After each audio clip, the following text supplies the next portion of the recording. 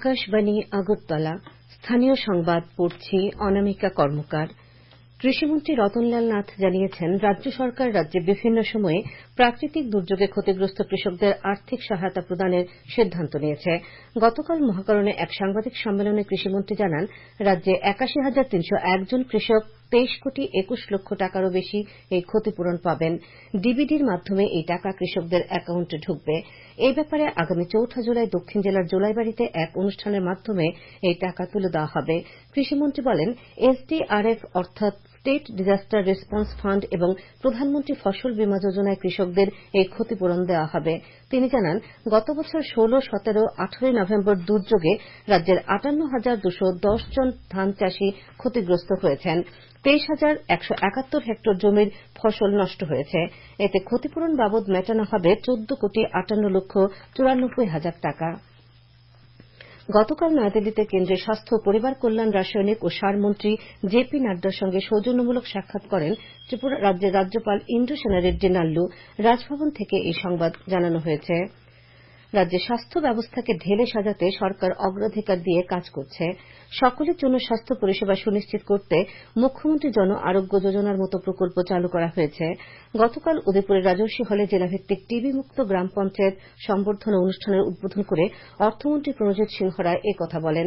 অনুষ্ঠানে অর্থমন্ত্রী দুজন টিবি রোগীর হাতে পোষণ কিট তুলে দেন। জেলার ৮টি ব্লকের ৭টি টিবি মুক্ত গ্রাম পঞ্চায়েতকে সম্বর্ধনা দেওয়া হয়। অনুষ্ঠানে অন্যান্যদের মধ্যে বক্তব্য রাখেন বিধায়ক অভিষেক দেবরায় ও উদয়পুর পুর পরিষদের চেয়ারপারসন শীতল চন্দ্র মজুমদার। আসন্ন ত্রিস্তরীয় পঞ্চায়েত নির্বাচনকে সামনে রেখে ৫৯ জেলাতে প্রশাসনিক প্রস্তুতি পর্ব চলছে।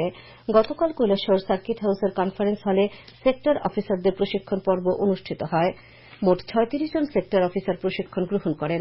উপস্থিত ছিলেন ৫৯ জেলার জেলাশাসক দিলীপ কুমার চাকমা, অতিরিক্ত জেলা শাসকদ্বয় দশরথ দেববর্মা ও অর্ঘ্য সাহা, বরিষ্ঠ উপসমাহর্তা বিজয় সিনহা প্রমুখ।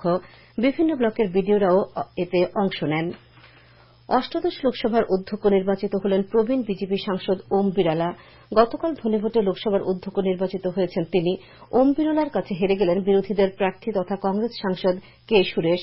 অধ্যক্ষ ওম বিড়লাকে শুভেচ্ছা জানিয়েছেন প্রধানমন্ত্রী নরেন্দ্র মোদী, কেন্দ্রীয় স্বরাষ্ট্রমন্ত্রী অমিত শাহ, লোকসভায় বিরোধী দলনেতা রাহুল গান্ধী ও সংসদীয় মন্ত্রী কিরণ রিজিজু। সুপ্রিম কোর্টের বিশেষ লোক আদালত সপ্তাহে রাজ্যের ৩৪টি মামলা শুনানির জন্য নেওয়া হয়েছে। রাজ্য আইনসেবা কর্তৃপক্ষের সদস্য সচিব ঝুমা দত্ত চৌধুরী গতকাল জানিয়েছেন, সুপ্রিম কোর্ট আগামী ২৯ জুলাই থেকে ৩রা আগস্ট পর্যন্ত বিশেষ লোক আদালত সপ্তাহের আয়োজন করেছে। রাজ্যের মামলাগুলির চূড়ান্ত শুনানির আগে শীর্ষ আদালতের নির্দেশে ত্রিপুরা রাজ্য আইনসেবা কর্তৃপক্ষ গত মঙ্গলবার থেকে লোক আদালত বসার আগেই বিবাদ মীমাংসায় দুপক্ষের মধ্যে আলোচনা প্রক্রিয়া শুরু হয়েছে। আগামী ১০ জুলাই পর্যন্ত এই প্রক্রিয়া চলবে। শ্রীমতী চৌধুরী জানান, প্রয়োজনে ভিডিও কনফারেন্সের মাধ্যমেও বিবাদমান পক্ষভুক্তদের মধ্যে আলোচনামূলক শুনানিতে অংশগ্রহণের সুবিধা থাকবে। প্রাণী সম্পদ বিকাশ দপ্তর ও তপশিলি জাতি কল্যাণ দপ্তরের মন্ত্রী সুধাংশু দাস গতকাল সাব্রুম প্রাণী চিকিৎসালয়ের নবনির্মিত ভবনের এবং সাব্রুম মহকুমার থাইবুং গ্রাম পঞ্চায়েতের ১ নম্বর হরিণা হাই স্কুলে শ্যামল ছায়া নামের একটি ৫০ শয্যার তপশিলি জাতি ছাত্রী নিবাসের উদ্বোধন করেন। সাব্রুম নগর পঞ্চায়েতের চেয়ারপারসন রমা পোদ্দার দেব, প্রাক্তন বিধায়ক শঙ্কর রায় প্রমুখ অনুষ্ঠানে উপস্থিত ছিলেন। আন্তর্জাতিক মাদক বিরোধী দিবস ও অবৈধ পাচার বিরোধী দিবসে এক বার্তায় গতকাল রাজ্য পুলিশের মহানির্দেশক অমিতাভ রঞ্জন বলেন, ত্রিপুরা পুলিশ নেশার কারবার ধ্বংস করতে নিরলস প্রয়াস চালিয়ে যাচ্ছে। তিনি জানান, গত বছরের মে থেকে এই বছরের মে মাস পর্যন্ত রাজ্য পুলিশ ৪৬,০০০ কিলো গাঁজা, ৩ লক্ষ বোতল কফ সিরাপ, ৭৭ লক্ষ নেশার ট্যাবলেট, ১৩ কিলো হেরোইন বাজেয়াপ্ত করেছে। এছাড়া ধ্বংস করা হয়েছে ৭০ লক্ষ গাঁজার চারা। এই সংক্রান্ত ৭০৪টি মামলা বিভিন্ন থানায় নথিভুক্ত হয়েছে। গ্রেপ্তার হয়েছেন ১,২৬৬ জন। পুলিশ মহানির্দেশক আরও জানান, রাজ্যের মানুষের সক্রিয় এবং অবিরাম সহযোগিতা ছাড়া এই সাফল্য সম্ভব ছিল না।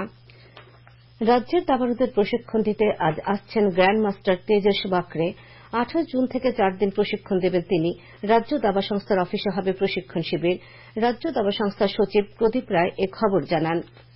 রাজ্যভিত্তিক সিনিয়র ক্রিকেটের প্লেট গ্রুপের ২টি সেমিফাইনাল আজ পুনরায় হবে।